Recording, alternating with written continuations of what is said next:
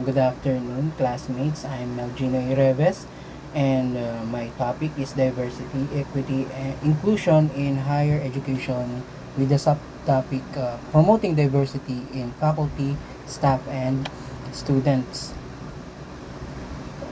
Promoting diversity in higher education, promoting diversity among faculty, staff, and students in higher education is a multifaceted endeavor aimed at creating a rich learning and working environment that reflects the varied composition of society. This involves actively working to increase the representation of individuals from various backgrounds, including but not limited to race, ethnicity, gender, sexual orientation, socioeconomic status, religion, stability, and age.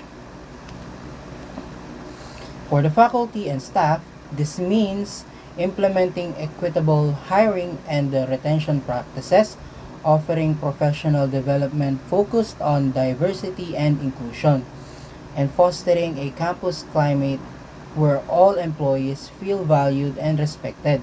The goal is to ensure that the academic community benefits from a wide range of perspective and experiences, which is crucial for innovation, critical thinking, and preparing students for a globalized world. So imagine in RTU or Rizal Technological University, uh, they are actively seeking to diversify its engineering faculty. So instead of siguro relying on traditional recruitment channels, they might launch targeted outreach programs to attract female engineers or professionals from indigenous communities within Rizal to join their academic ranks. They could also implement blind resume reviews during the initial screening process to mitigate unconscious bias, ensuring that candidates from diverse backgrounds in different parts sa iba't ibang lugar po. Uh, to get a fair chance po na hindi walang bias na dapat dito lang sa Manila o dito lang sa malalapit. Yan, pwede nila yung gawin para ma-promote yung diversity. To retain these new hires, pwede nilang gawin is mag-establish sila ng mentorship programs, pairing them with senior faculty and offer workshops on inclusive teaching practices, making the campus more welcoming place for everyone. So, hindi lang po yung diversity ay sa mga estudyante.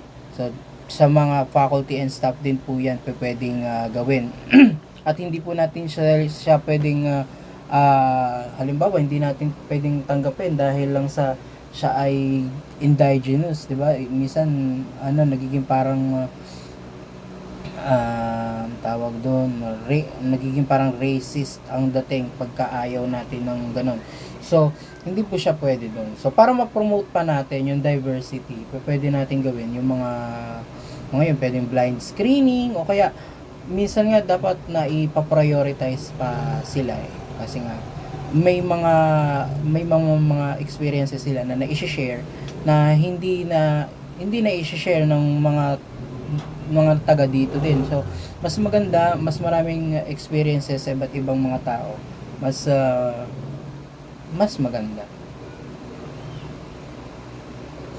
Okay? So, strategic initiatives for students diversify, focus on ensuring equitable access and opportunity for all aspiring learners. This includes targeted recruitment efforts in underrepresented communities, holistic admission processes that consider a wide range of qualification beyond standardized tests, and providing robust financial aid and scholarship programs.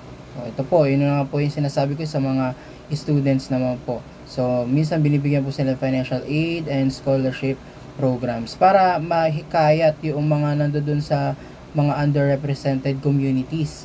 Kasi minsan yung iba parang nahihiya, ayaw na nilang magtuloy ng college kasi minsan madalas kapag nasa sa tamang edad na sila, Yung iba nagtatrabaho na agad, ayaw na nilang mag-aral, 'di ba? Alam naman natin na yung pag-aaral po is makakapagbigay sa kanila ng mas mas magandang opportunity sa buhay. Pero yung iba, parang natatakot sila, nahihiya kasi syempre ano sila iba sila. Kaya para ma-promote natin yung diversity. Ayan, minsan po, ayan, madalas po yan binibigyan ng scholarship programs yung mga nasa underrepresented communities, yung mga ating mga uh, ay indigent po na communities. Meron pa nga akong alam na parang binibigyan sila ng allowance, may allowance pa sila. So, ayun po yung isa sa mga efforts. Once on campus, fostering an inclusive environment is paramount. This can achieve through culturally responsive curricula, diverse student support services such as mentorship programs and multicultural centers, and promoting intercultural dialogue and understanding among students from different walks of life.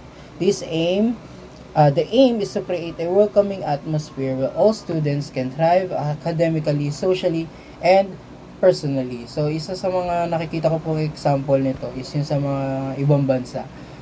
Kasi minsan, may, di ba meron silang mga Filipino schools. Although sa atin meron din minsan mga Chinese school din. So, para yung aim nun is parang hindi siya ma-left out. So, sa atin din, para ma-promote yung diversity sa higher education natin. Mas maganda na parang meron din tayong mga specific na mga activities. Ayan, yung mga patungkol sa kanila. Kumbaga hindi sila ma-left out kapag nandoon sila sa school at alam nila na sila ay seen and heard. Ayan po. So, imagine niyo po na halimbawa dito sa Rizal, yung college natin dito sa Rizal, sabihin natin yung University of Rizal Systems. Nagkakaroon na sila ng malaking student diversity o iba-iba na yung mga students na pupunta sa school nila. So, pwedeng gawin ng admissions office, pwede silang makipag-collaborate doon sa iba't ibang mga lugar na kung saan madaming underrepresented communities yan. Halimbawa, sa iba't ibang lugar. Tapos mag-offer sila ng application workshops para dun sa mga students, mga activities na sa tingin nila is nararapat gawin ng mga bata. Tapos pwede din sila, katulad ng sabi ko kanina, pwede sila mag-highlight ng mga scholarships and opportunities na funded ng local government para ma-encourage yung iba na pumunta o pumasok ng schools. Kahit na iba yung kanilang background. Although ngayon ay ginagawa na po yan sa Rizal. So, pwede din nila yung gawin po. Tapos pwede silang example yung pwede silang magpagawa ng mga yung para i-represent nila yung kanilang community through siguro activity, yung mga social gatherings po, pwede sila mag-set ng araw na ito tuwing ganito ay meron tayong talent show na tungkol sa ganito sa mga underrepresented communities. So ilan lang po yung ilan sa mga examples na pwede pong gawin.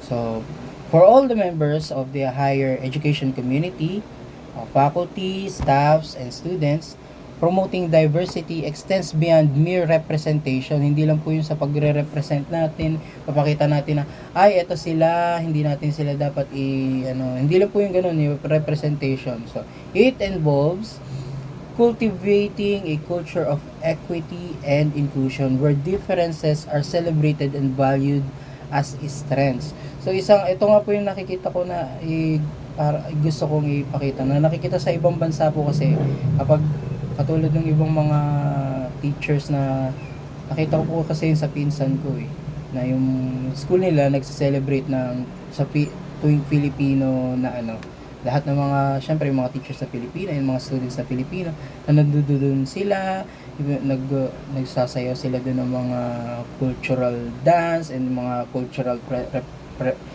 presentation. So hindi lang po yun yung kumbaga nararamdaman nila na included sila, and naise-celebrate yun and valued yun, as hindi siya kawalan, kundi strength pa po. So this requires ongoing commitment from institutional leadership, clear policies against discrimination and harassment, and mechanisms for accountability. So hindi po ito mangyayari ng basta-basta lamang po. So syempre kailangan pa rin ng leadership, policies, and everything. Furthermore, it involves creating platforms for diverse voices to be heard and actively engaging all community members in initiatives that foster mutual respect, empathy, and collaboration. Ultimately, a diverse, equitable,